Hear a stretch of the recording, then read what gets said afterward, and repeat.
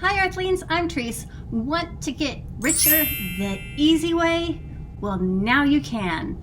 Bill Croce, if you don't know him, is an American investor. A pretty dang successful one, if you ask me, because the last time I Googled his net worth, which was today, it hovers around $1.5 billion. That's B with a baby B. And he did this fancy TED Talk a few years ago. What is the number one contributing factor to all success? Is it that your parents have deep pockets or you're able to get funding for your project? Is it that you have the brightest minds and the perfect team to execute your idea? Is it that you have the best idea in the universe? You invented the sticky note. You invented the toilet. Or the toilet. Is it that you have the best business model, a business model that's so efficient they might as well just be ATMs? Nope. It's something that we all have access to, no matter how sharp our IQ is or where we live. The great equalizer is timing. The time is upon us, my friends. We have just finished the longest bull run in history. Bull run means the market's going up, up, up. And since these current pandemic events have changed the tide and a recession is upon us. Trice, is that your opinion or is that a fact? Let me explain what a recession is. It's 6 months of the GDP, gross national product. Think of America as a tiny family store, and we're calculating how much we have in sales each month. Each 6 months, the sales are going down, down, down. If it goes down for 6 months in a row, that's a cue to start the music, because the recession is here. Why I think that's definitely going to be happening is ordinary people with mom and pop businesses like me and my honey bunny have been forced to close. Well, not me, because I do mine online, but he has a brick and mortar spa, and that baby has been shut down since March. And it's highly unlikely that when he's allowed to open, he's just going to unlock the door, flip over the open sign, and all his clients are going to come flooding back. Because not working for 3, 4, 5 months has a cascading effect on everybody's finances. Now, how can I still be so jolly? Because opportunities don't come like this every single day of the week. And back in 2008, during the housing crisis, I saw it. But Lord have mercy, I didn't fling every penny that I had into that market like I could have. And I have so much more awareness on how to capitalize on a recession today than I did before. So I'm going to tell you the top 3 investments to look for and how they can make you rich.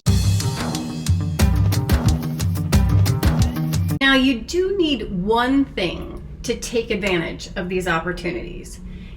It's a little cash. And I know that might seem contrary to the current environment. You might be like, Trice, I'm not even working. How am I supposed to get some cash? Fear not.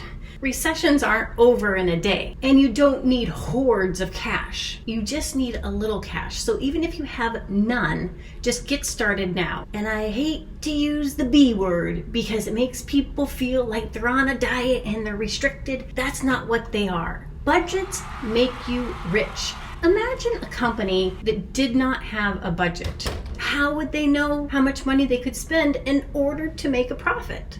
And this is exactly the same on individuals. It's no different. For example, me and my family are driving cross country from Montana back to New York. Since the plane tickets were already going to cost $1,000, if we just made the whole trip, a 10-day trip, cost $2,000, that would be worth the adventure. Leave in the comments below, do you think $2,000 is a lot for a 10-day trip for a family of 4? We got the car for a steal, but it is still $75 a day with gas. And if we stay in a $75 hotel room, all of a sudden we have $50 left to feed the whole family and do activities. But it doesn't feel burdened or trapped. I have my son take care of the budget. He adds up how much we spend each day, and his motivation to stay in budget is all the money that's left over is he gets a souvenir of his choice with the change. We sit down and reflect at the end of the day.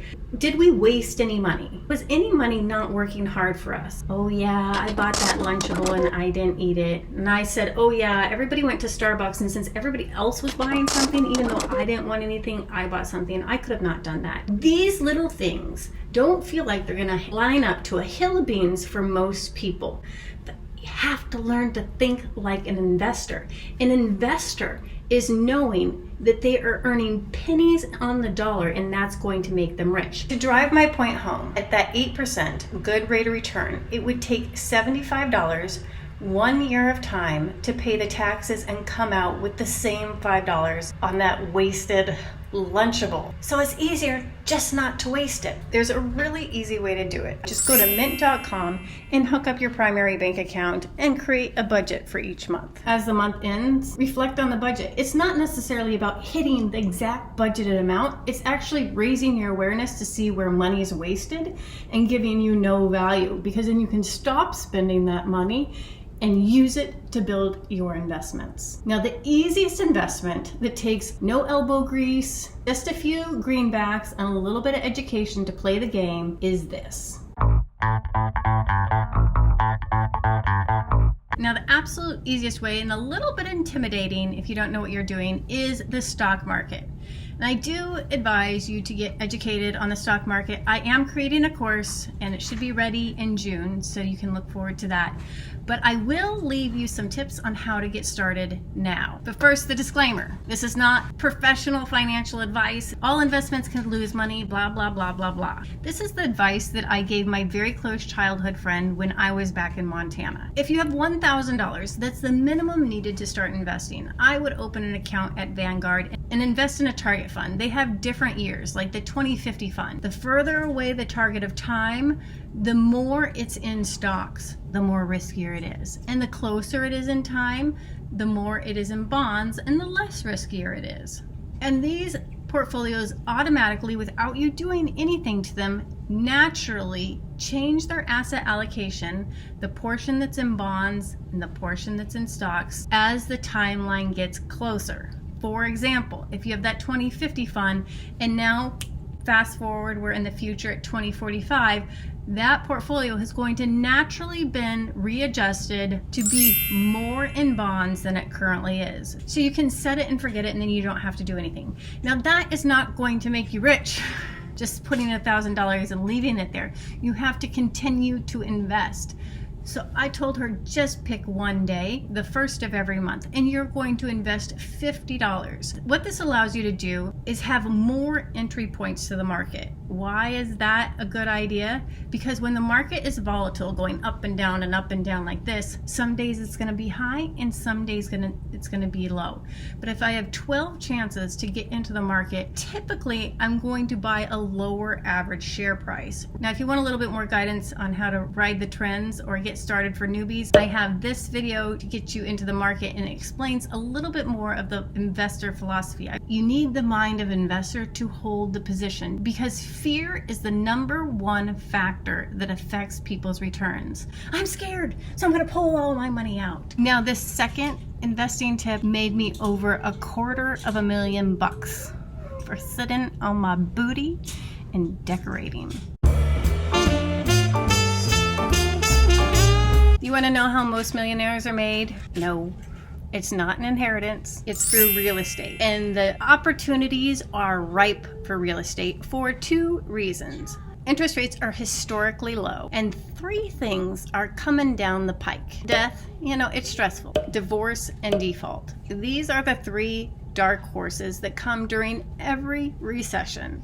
To capitalize on these, you need a good credit score and cash. I had clients that started saving for their down payment in New York City with change in the piggy bank on their kitchen table. And within 2 years, they had $140,000 for their down payment. That was more than the guy made, and the wife was a stay-at-home mom. How is that possible? A little of a law of attraction, but it all started with intention. You can watch the whole story here. The second thing is you need a sexy credit score. That's a Trice flex. I believe they say 740, I think, think is the number, but I always say you need 760 or higher because there's 3 credit agencies and you don't know which one the bank's going to pull from, and your number's all a little bit different. But here are a couple things that influence your credit score like mad, and a couple hacks to boost your credit score fast. Like I said before, the recession isn't going to end in one day.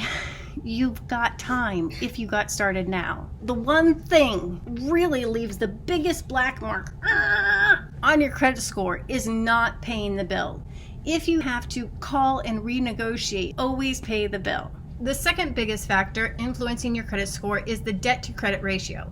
That's just fancy terminology for how much of your credit are you using. For example, if your credit card has a $1,000 limit and you're using $999 of that, it's going to really knock your score down because the credit card company's thinking, oh my gosh, they only have $1 to spend. They're tapped out. It makes them nervous. They love it when your spending is 30% or less of your limit. So if you had a $1,000 limit, that would mean that you're spending $300 or less on the credit card.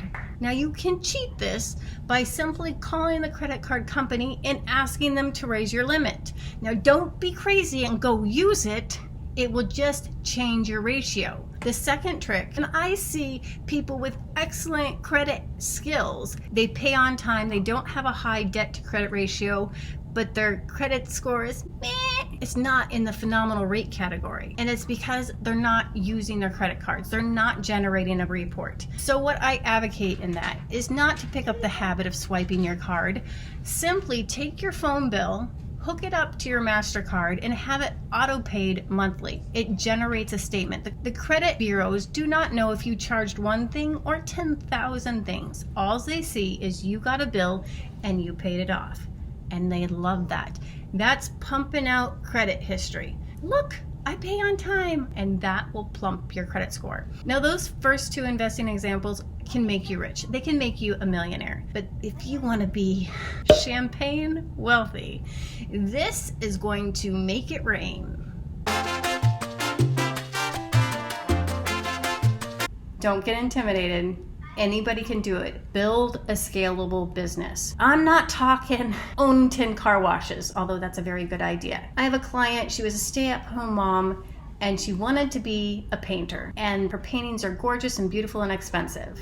That is not a scalable business. However, I said, let's dust off that Etsy shop and start making prints of these wonderful originals. Not only can it make you money while you sleep, which is the point, during a recession, people want to pamper themselves and make themselves feel fabulous and dress up their home and stare at something beautiful, but they don't have $3,000 to drop on a painting.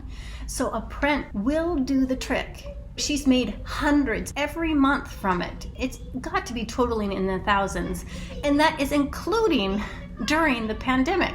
Sales have not ceased and desisted, as opposed to the galleries that have shuttered and closed. Her prints keep on making her money and expanding her fortune. Now, you don't have to be an artist. That is simply an example of something scalable. My son is a budding entrepreneur, and he has a toy store and sells his toys on eBay. To make that a scalable business, he could just simply ask his friends, hey, do you have any toys that you're tired of playing with that you would like me to sell for you? And then as he got his business running, he could just outsource himself and teach another kid how to set it up, and he could just go get more deals. The possibilities are endless. My recommendation is go low tech.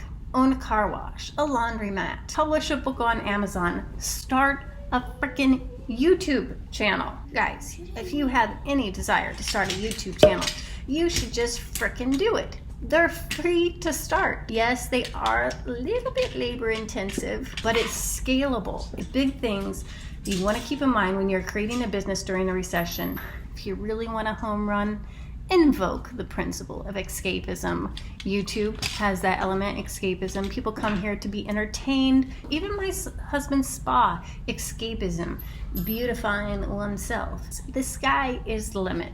Thanks for watching. Until next time, ciao. Thanks, Nick.